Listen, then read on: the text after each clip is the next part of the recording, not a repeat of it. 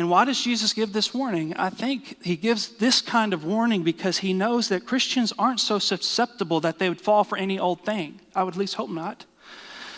It's not as though, as believers, we're just held captive to any old preacher. Okay, most Christians are discerning enough to not be convinced by someone who's preaching absolute hedonism or someone who's trying to weave the Bible teaching with a conspiracy theory to try and overthrow the government. Okay, most Christians aren't going to go that route, but there are many believers who don't have enough discernment, and even mature believers who don't have the discernment to spot someone who sounds so good, says the things that they're supposed to be saying, who makes them feel as though they're godly, and yet on the inside, they're fierce wolves, ferocious.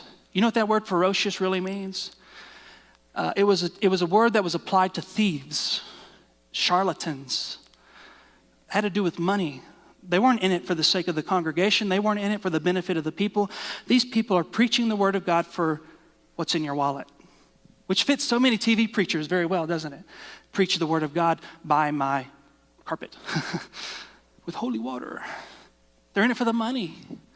They're fierce, ferocious wolves. They'll do whatever it takes to make you feel however you need to feel so that you'll write them a check. They say the right words in the right way at the right time. They look like sheep, but inside they're ferocious wolves. They can't advertise who they really are, because if they advertise who they really were, nobody would listen to them. And so they come to you with PhDs. They come to you with theology, master of theology. They come to you maybe as a professor of a Christian college, and yet they're not true prophets.